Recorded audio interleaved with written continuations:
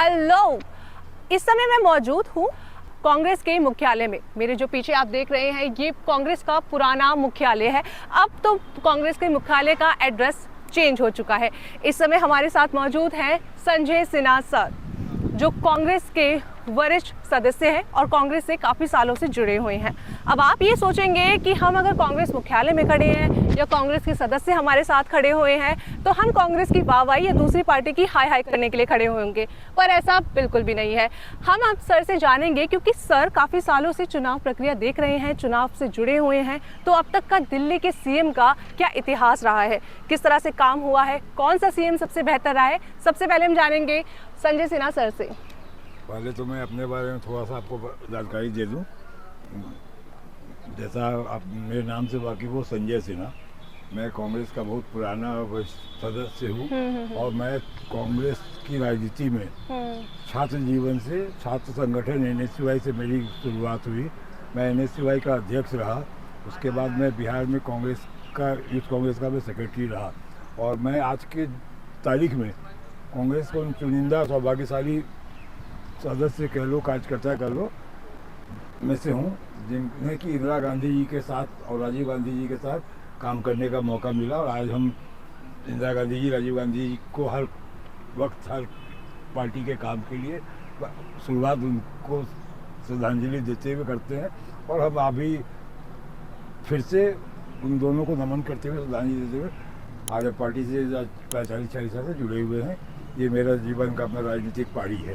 बिल्कुल सर। मैं ना सबसे पहले कांग्रेस में हम खड़े हुए हैं, कांग्रेस के आप खुद सदस्य हैं, तो मैं आपसे ये जानूंगी, कांग्रेस की विचारधारा से जो आज छोड़ के लोग जा रहे हैं, क्या वो विचारधारा बदल रही हुई है या लोगों को पसंद नहीं आती है या जनता को पसंद नहीं आती है, नेता को पसंद नहीं आती है जो जुड़ नहीं पा रहे हैं? नहीं, कांग्रेस की जो विचारधारा है ये सबसे पुरानी पार्टी है, 138 साल पुरानी पार्टी है, आज़ादी से पहले की पार्टी है और कांग्रेस की विचारधारा से किसी भी अन्य पार्टी का विचारधारा का मुकाबला नहीं हो सकता है। कांग्रेस का सबसे बड़ा जो पूंजी है, कि विचारधारा है, ये पूंजी है और कांग्रेस हर एक तबके को, समाज के हर एक लोगों को जोड़ के साथ लेके चलने में यकीन रखती है। आपने पूछा कि मतलब छोड़ के जा रहे हैं, देखो कुछ ऐसे हमारे बीच का होते हैं नेता, वो जो है मौसमी होते हैं, उनको अपने पद और फायदे के लिए इधर से उधर करने में ही उनकी ज़िंदगी जाती है और मज़ा आता है। और हमारी आइडियोलॉजी से हर कोई आज के डेट में भी इतने हाय तौबा के बाद भी हमारे जो विचारधारा है उसको हर जनता दिल से सराहती है।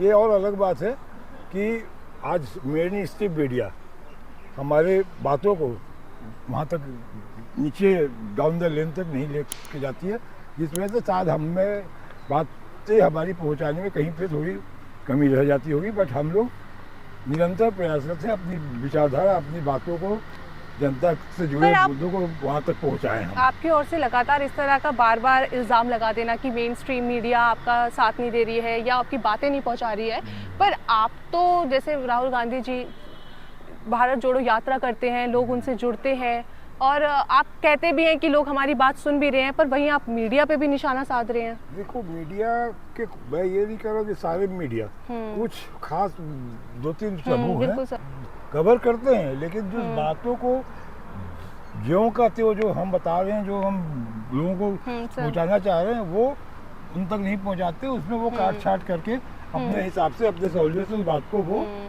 जनता में परोसते हैं। तो ये एक सबसे बड़ी दुविधा है, विडंबना है। बाकी आज के डेट में सोशल मीडिया और आप जैसे यूट्यूबर्स है, जो वेब चैनल्स है, वो हमारे बैकबोन है।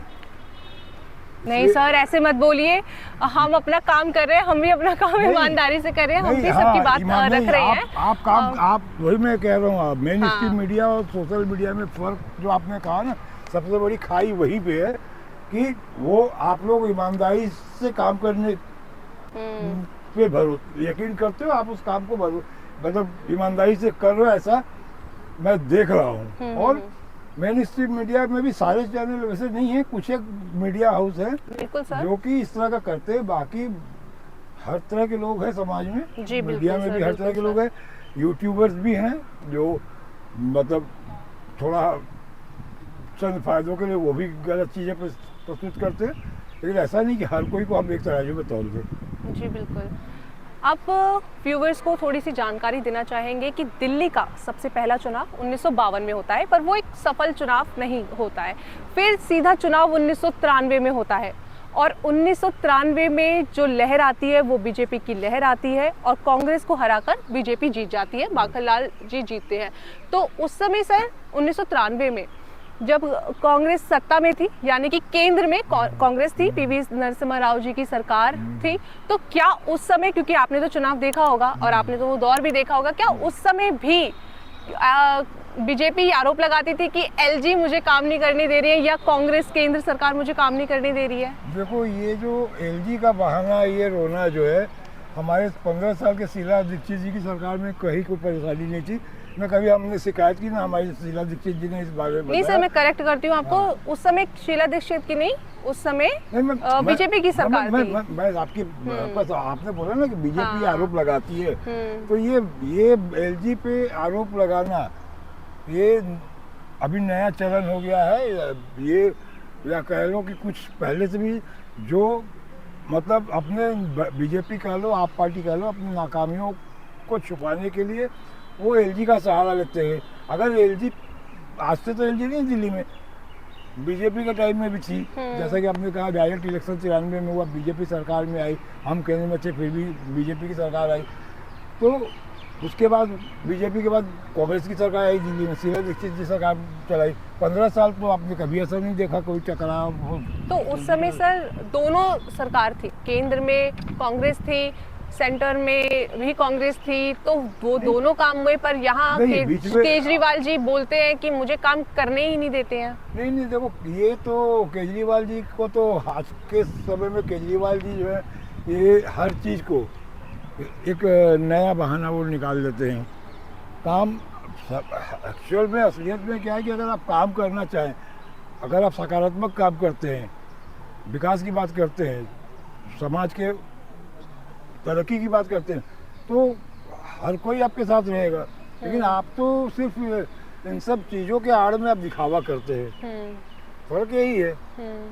और ये टकराव तो देखो, जब दो विचारधारा की सरकार होती है केंद्र में या प्रदेशों में, तो थोड़ा सा तो परेशानी आती है। सर एक चीज़ समझना ना थोड़ा सा मुश्किल है, वो चीज़ ये है कि लोकसभा चुनाव में तो आप दोनों एक दूसरे का हाथ पकड़ के चल रहे थे, अच्छी अच्छी बातें कर रहे थे, पर सेंटर के चुनाव में ये दोनों में इतनी खींचतान क्यों? ये सवाल मीडिया के द्वारा बराबर पूछा जा रहा है लोकसभा चुनाव के बाद।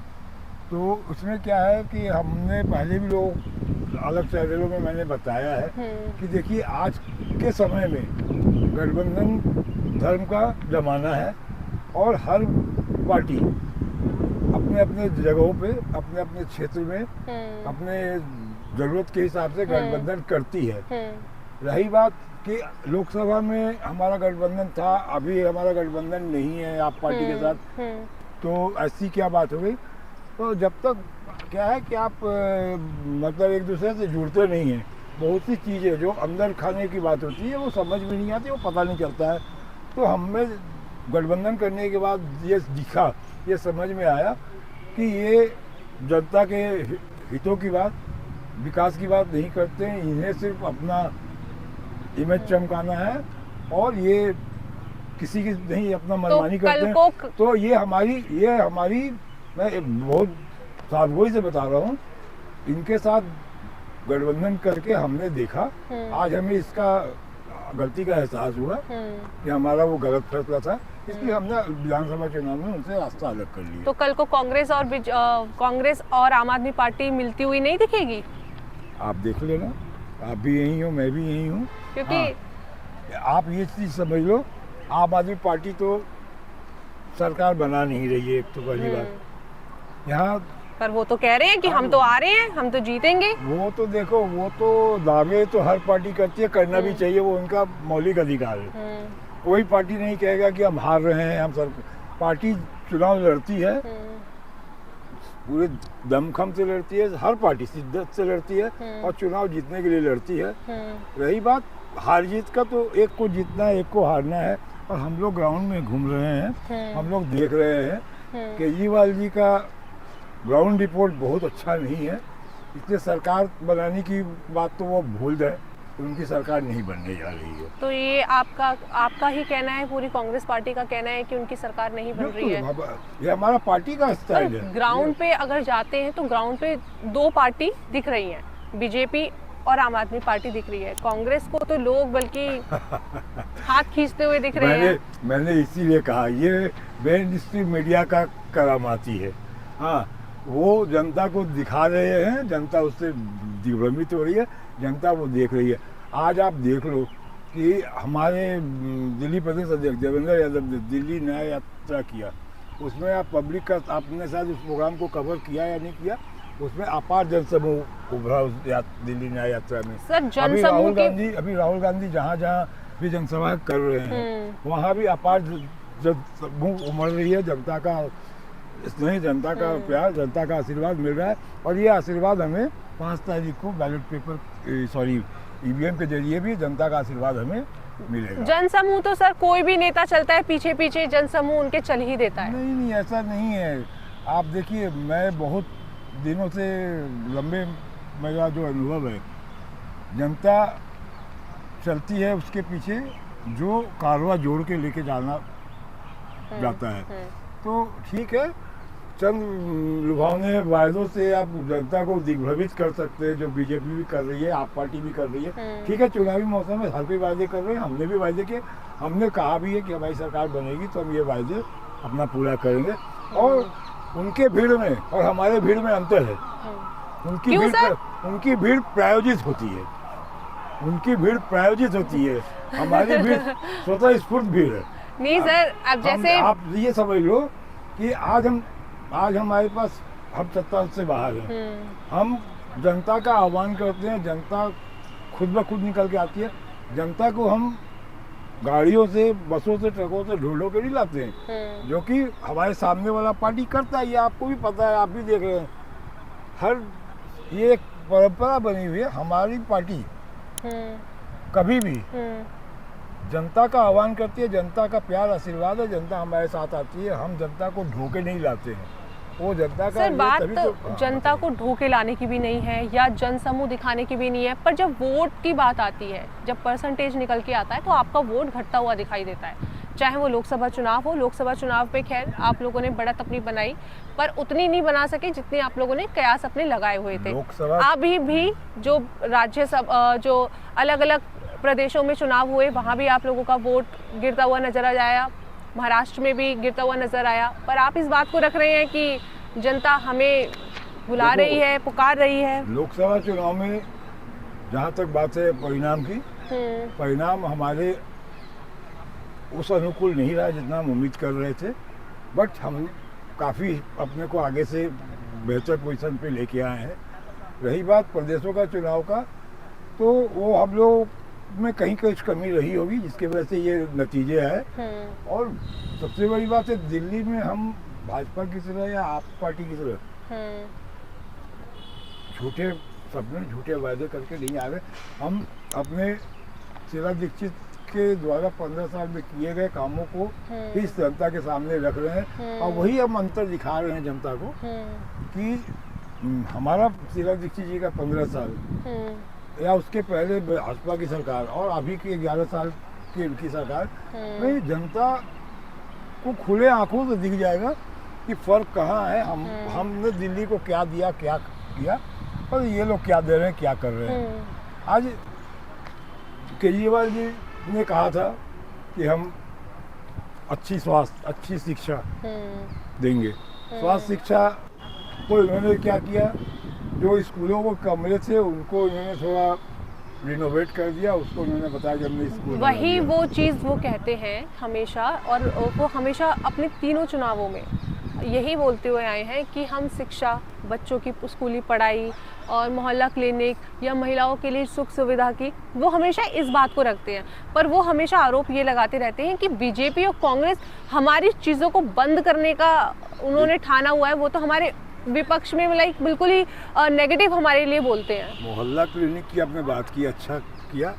आप एक बार जरा सा समय निकाल के मोहल्ला क्लिनिक, अब तो चूँकि लगता है चुनाव के बीच ये शायद बंद कर दिए गए हैं, हालिया दिनों में अगर आपको समय होता है आप देखते मोहल्ला क्लिनिक की क्या हालात है।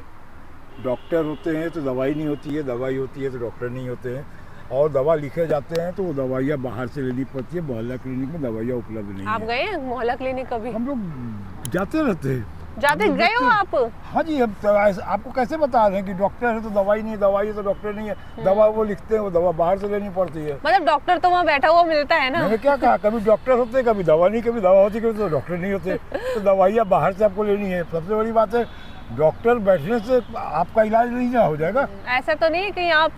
नहीं, ये हकीकत है। आप भी घूम लीजिएगा, अभी आपको अभी भी साथ 2-4 मोहल्ला क्लिनिक बचे मिल जाएंगे, आप देख लो जाकर के। इलाज डॉक्टर क्या करेगा? डॉक्टर आपको दवा लिखेगा आपकी बीमारी का इलाज के लिए, तो जब आप दवा ही नहीं मुहैया कराओगे, हमें बाजार से ही लेना है, तो हम क्यों नहीं प्राइवेट में फिर दिखाएंगे। शिक्षा का आपका वही हालत है। शिक्षा में आप बता दो कि आपने कोई भी नया स्कूल खोला हो, कोई नया कॉलेज खोला हो, आपने दिल्ली के अंदर कोई नया हॉस्पिटल पर वो तो ये खोला हो। आरोप लगाते हैं ना कि हमें सेंटर काम ही नहीं करने देती है, आरोप हमें तो देखो, केंद्र काम ही नहीं करने आपको देती है, तो मैं सवाल करूं तो करूं क्या? सवाल है, आपको अपने 55 करोड़ का शीश महल बनाने से फुर्सत रहेगा तब तो आप जनता के लिए आपने काम शीश करोगे। महल देखा है? शीश महल तो बहुत देखो, राजनीति में बड़ा छाया हुआ है इस समय। हमने आईफिल टावर भी नहीं देखा है, तो इसका मतलब थोड़ी है कि चीज़ें छुप जाती है। हमने बुर्ज खलीफा भी दुबई में नहीं देखा है, तो वो चीज़ें सामने दिखती है। आप ये शीश महल बना रहे हैं, वो राजमहल तो वो बना तो कह रहे हैं कि वीडियो पता नहीं कहाँ से बना के ले आई है, वो सर्कुलेट कर रही हैं पार्टियां, दोनों पार्टियां कर रही हैं सर्कुलेट। भाई आप वही कहा ना, एक आप केजरीवाल जी अपना शीश महल पे माथापच्ची कर रहे हैं, बीजेपी वाले मतलब उनके पीछे शीश महल पे बीजेपी माथापच्ची हो रही है, भाजपा वाले का राजमहल पे ये हो रहा है। जो प्रधानमंत्री कहते हैं कि हम फकीर हैं, झोला उठा के चल देंगे, आज उनको क्या ज़रूरत है भाई इतना महंगे महंगे घड़ी, चश्मे, 10 लाख की सूट। पर उन्होंने कभी इस चीज को बोला नहीं है सर कि हम एक सुख सुविधा नहीं लेंगे अगर हम प्रधानमंत्री बनते हैं, नेता बनते हैं। उन्होंने कभी इस चीज का आह्वान नहीं किया। सुख सुविधा नहीं लेंगे। ये देखो, ये दोनों जो है ना, ये दोनों जो है पब्लिक को किसी भी ना किसी तरीके से, बाएं से हो दाएं से हो, ये पब्लिक को सिर्फ झांसा दे रहे हैं, बेवकूफ़ बना रहे हैं। उन्होंने कहा कि हम नहीं लेंगे तो आप वो ले रहे हैं, तो आज मुद्दा वो है। मोदी जी भी कहे थे हमें देश के लिए काम करना है, देश का काम तो शायद ऐसा कुछ दिख नहीं रहा है।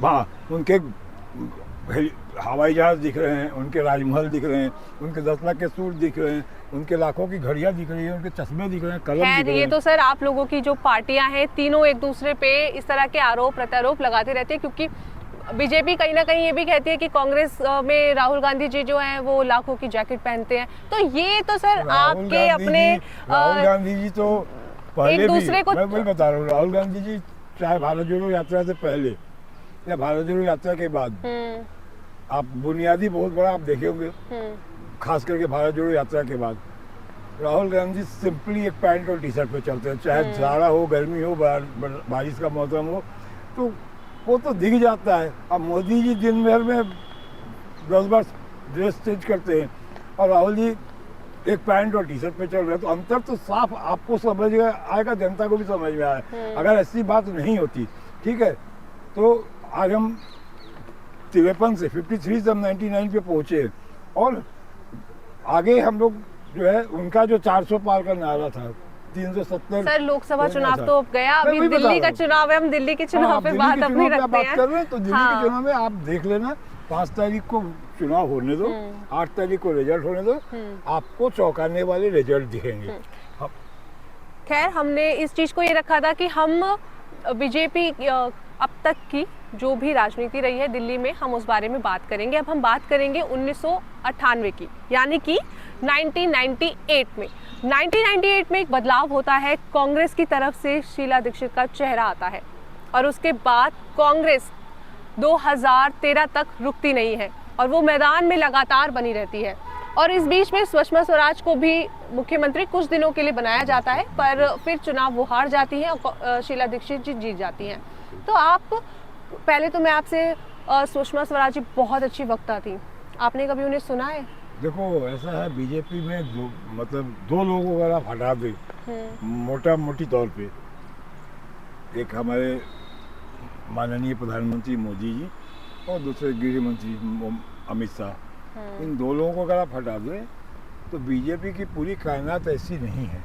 बीजेपी में आज आपको भी पता होगा, आप चूँकि मीडिया जगत से जुड़ी हुई हैं, अटल बिहारी वाजपेयी निर्विवाद सभी लोगों के चहेते और ये थे, नेता थे, उनको हर कोई एक सम्मान और ये बिल्कुल इज्जत करता था। आपके सुषमा स्वराज भी अच्छी वक्ता रही हैं और उनका अपना एक व्यक्तित्व रहा है, तो सुषमा स्वराज जी भी नेता हैं। बट वो हम कह सकते हैं कि बीजेपी में जो ऐसे नेता हैं वाजपेयी जी की तरह जो थे या आपके सुषमा स्वराज जी के जैसा थे, ऐसे कुछ मतलब बीजेपी अच्छी लगती है कांग्रेस को? बीजेपी देखो पार्टी अच्छी बुरी की बात नहीं है, दो विचारधारा की बात है। अच्छा बुरा क्या होता है, बुराई अच्छाई बुरा की इंसान भी बनती है, पार्टी भी बनती है, ठीक है।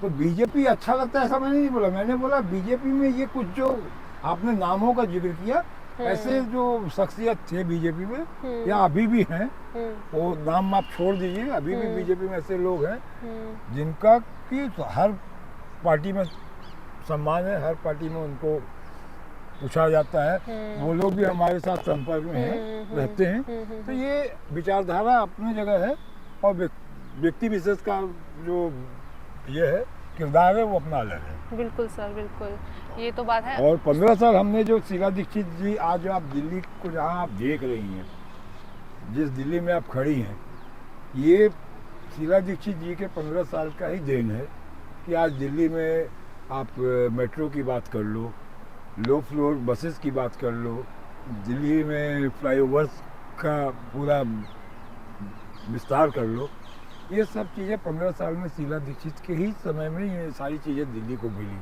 और आज हम आप सब लोग उस फैसिलिटीज़ को अवेल कर रहे हैं। अब 15 साल हो गए उनके, इधर आप समझ लो 11-15 साल के अंदर वो बसें चली थी और जिनका 10-11 साल हो गया। 26 साल में दिल्ली की वो पुरानी बसें अभी भी रोड पे दौड़ रही हैं, उसका कोई बस से उसका कोई मेंटेनेंस नहीं है, बसेस का कोई ठिकाना नहीं है, वो बसेस कब कहाँ रुक जाती है, कब कहाँ बंद हो जाती है।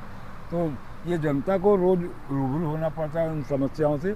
मैं नोएडा से आता हूँ, हमारे नोएडा से बसेस का सर्विस हालिया दिनों में डीटीसी की जो बसें चलती है, इतना बुरा हाल हो रखा है कि आप अगर बस से कभी सफ़र करना चाहें, क्योंकि मेरे को थोड़ा बस से कन्वीनियंट लगता है सफ़र करना, तो मैं डीटीसी बस को ट्रैवल करता हूँ। तो उस बस के लिए कभी कभी तो आज के मतलब खास करके 1 महीने 15 दिन से बस के लिए आपको 1 घंटा 1.5 घंटा तक भी 2-2 घंटे भी बस के इंतजार करने पड़ते हैं। कोई ऐसा सीन हुआ है, बताओ ना सर आप इस चीज को, कि आप जा रहे हो बस रुक गई, फिर आप दूसरी चेंज कर रहे हो? हुआ है, बहुत बार हुआ है।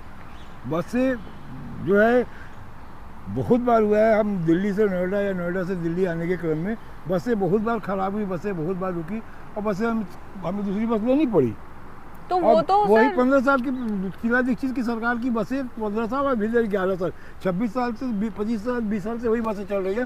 अभी दिल्ली के अंदर में बेशक कुछ नई बसें आई हैं, तो मेरा कहने का मतलब कि जब आप सिर्फ दिल्ली में, वो भी पूरे रूट में नहीं बसें आई हैं, कुछ चुनिंदा रूटों में आई है, वो भी दिल्ली के लोग भी हल्कान है, परेशान हैं बसों की सेवा से। आप कभी भी शाम के टाइम में या सुबह के टाइम में आप देख लो, बसों के लिए मतलब भगदड़ मचता है, क्योंकि बसें आती है तो हर बसें पैक्ड आ रही है। बसों की सर्विस इतनी कम हो गई है कि लोगों को बहुत आज के मतलब कई 15 दिन 1 महीने से लोगों को, खास करके ये 15 दिन 1 महीने से दिल्ली के अंदर भी लोगों को काफ़ी परेशानी का सामना करना पड़ रहा है। दिल्ली नोएडा की बस सेवा की बात करें तो ये तो मतलब ऊपर वाले के भरोसे ही चल रहा है। बसें ऊपर वालों के भरोसे नहीं सर, ड्राइवर्स के भरोसे चल रही हैं। ड्राइवर तो देखो, ड्राइवर तो चलाता है, ड्राइवर बोलता है मैं क्या करूं, बसों की रखरखाव नहीं हो रही है, बस जहां बंद हो पड़ी वो छोड़ के। जब आप ये कह रहे हैं और कांग्रेस लगातार इस बात को कह रही है और शीला दीक्षित के नाम पर अगर आप वोट मांग रहे हैं, अगर 15 साल में इतना ही बेहतरीन काम रहा होता या जनता को लगा होता, तो क्या 10 साल से कांग्रेस को नकारा जाता जनता के द्वारा? देखो, हर ये का जो है ना, हर राजनीतिक पार्टी का हम्म, एक समय का पहिया होता है, बिल्कुल। वो घूमता है। तो हम भी उस दौर से गुजर रहे हैं, संकट के दौर से गुजर रहे हैं।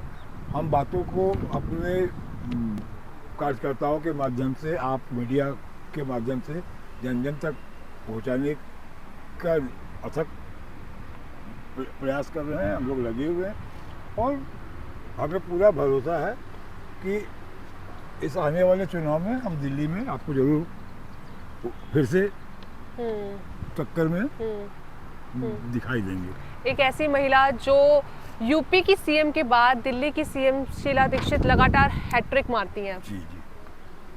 तो क्या मैम का उस समय पे क्या एक रौब होता था, जलवा होता था, काम करने का क्या तरीका होता था? देखिए, यूपी की बात नहीं है या बिहार की बात नहीं है, आदमी का जो काम होता है वही उनको आगे लेके जाता है, वही उनके काम को जनता याद करती है। आज आप घूमो, आपको समझ में आएगा, ग्राउंड पे आप घूम ही रही हो, आप देखो अभी भी जनता शीला दीक्षित के कार्यकाल को भूरी भूरी उनकी तारीफ करती है, उनके कामों को याद करती है कि शीला दीक्षित जी ने जो, ये तो देखो एक इन्होंने क्या किया, एक महिलाओं के लिए फ्री बस दे दिया। मेरा अपना मानना है कि महिलाओं को क्यों फ्री बस देना है? महिलाएं नौकरी कर रही हैं, महिलाएं अपना कारोबार कर रही हैं, महिलाओं को क्या मतलब है फ्री बस देने का? आप फ्री बस तो आपने भी कांग्रेस की तरफ से भी रखा गया इस बार तो फ्री। ठीक है, तो अब तो देखो, जो सवाल है कि हम जिस चीज़, जो परिपाटी आप बनाएंगे, हम उस परिपाटी को से हटके अगर करते हैं तो हमें, ऐसा नहीं है कि सिर्फ कांग्रेस दे रही है, सबसे पहले आम आदमी पार्टी ने 2100 की घोषणा की और आप दोनों पार्टियों ने जमकर उसका मजाक बनाया, फिर आप भी उनकी राह पे सीधे सीधे निकल पड़े और अब आपको भी वो राह अच्छी लग रही है। हमारा ऐसा है, पंजाब में इन्होंने 1100 रुपये का वादा किया था, आज तक एक पैसा किसी महिलाओं के खाते में नहीं गया।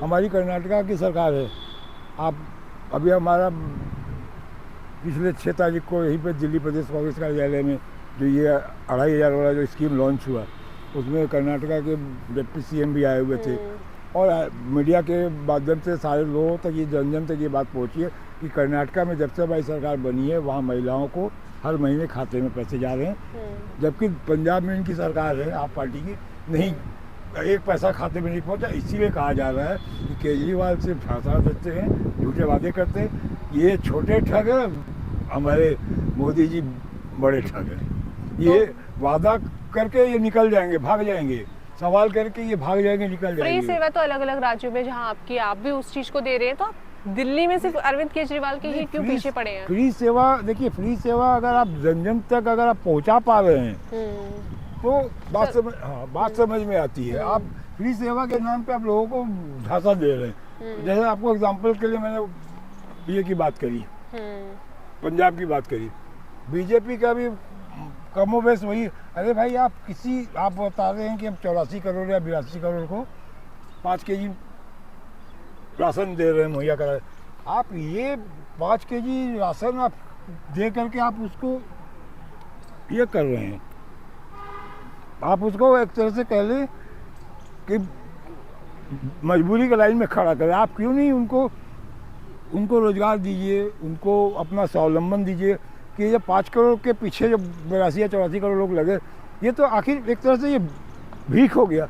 आप उनको 84 करोड़ जनता, या आप 84 करोड़ जनता को भला नहीं कर रहे हैं, आप ये 84 करोड़ जनता को आप जो है कि उनको अपाहिज बना के रख रहे हैं। पर ये तो आप कह रहे हैं ना ऐसा, पर जब जनता इस चीज को तो चाहती है, वो तो मांगती है और उसी के बेस पे वो जीत भी रही है। नहीं, देखो, वही मैंने कहा ना कि ये जो तिलिस्म का जादू जो है ना, ये बहुत दिन नहीं चलता है, एक दौर होता है, एक समय का पहिया घूमता है। ये चीज़ें भी जनता को धीरे धीरे समझ में आ रही।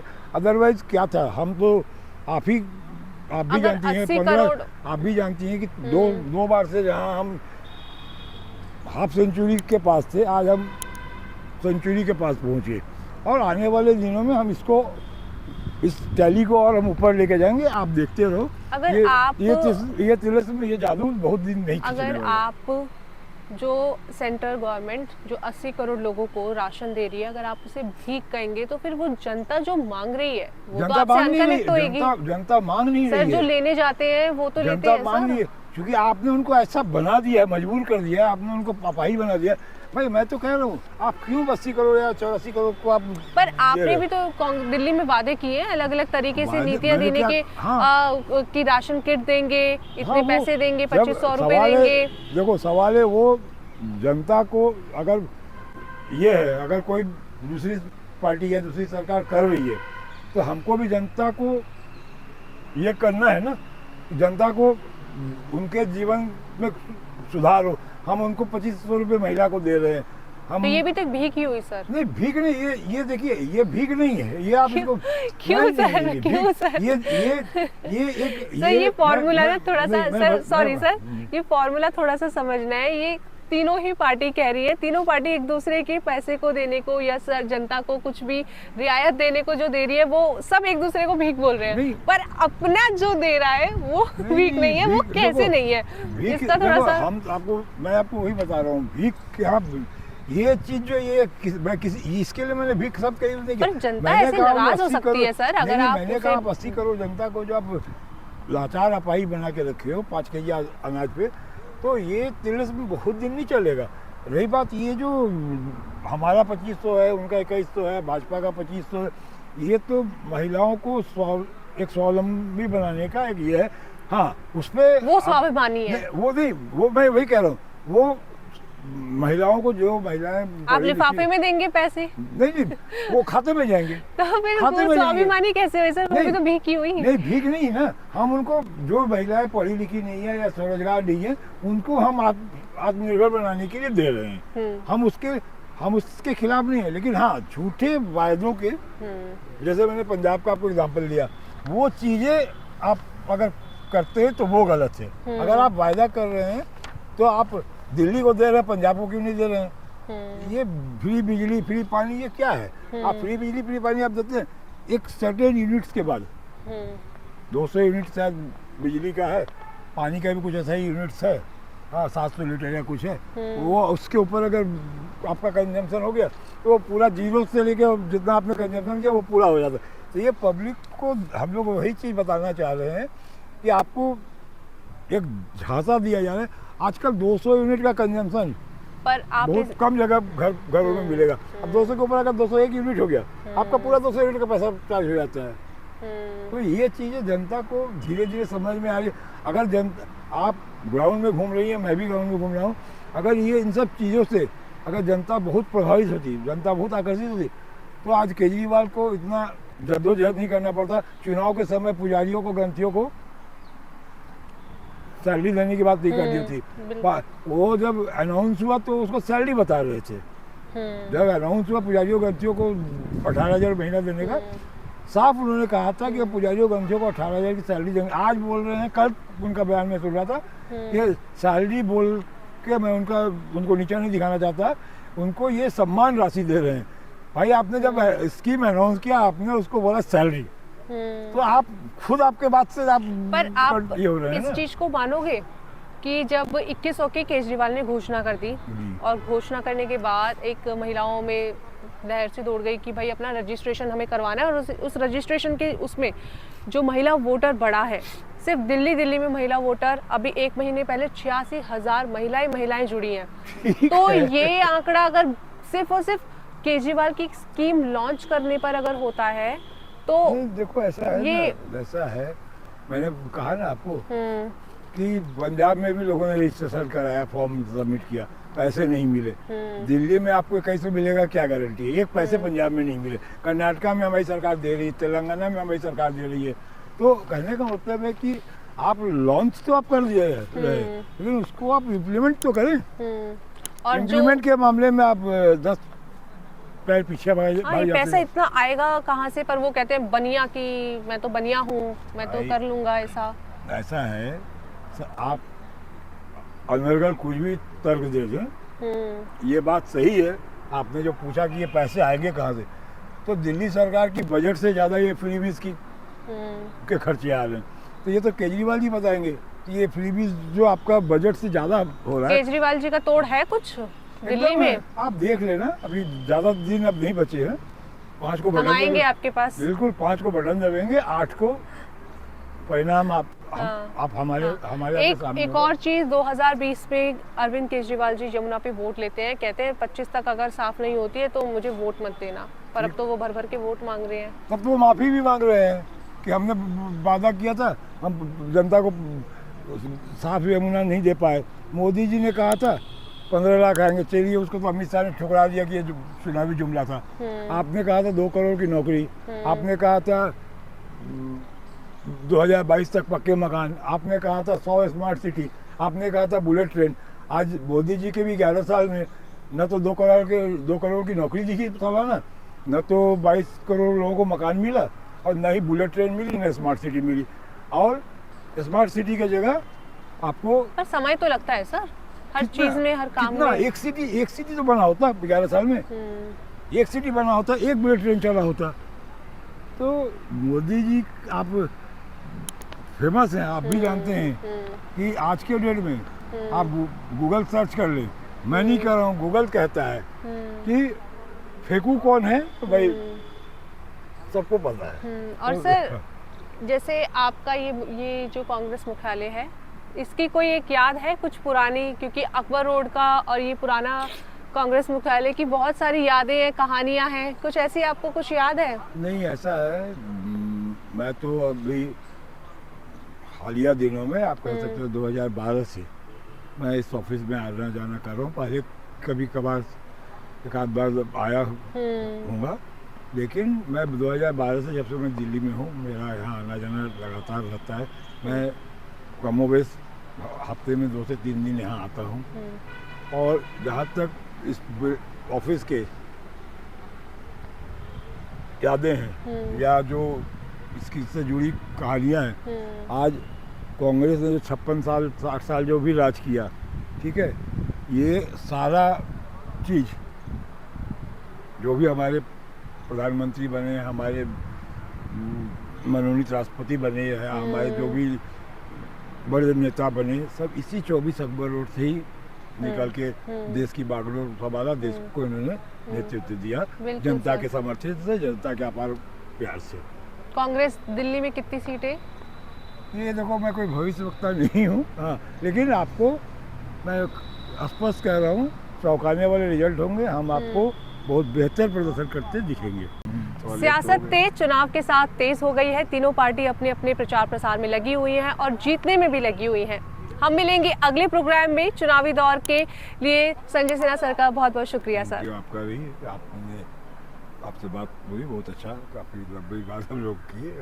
अब हम आपके साथ 8 तारीख को फिर मिलेंगे। बिल्कुल सर, बिल्कुल।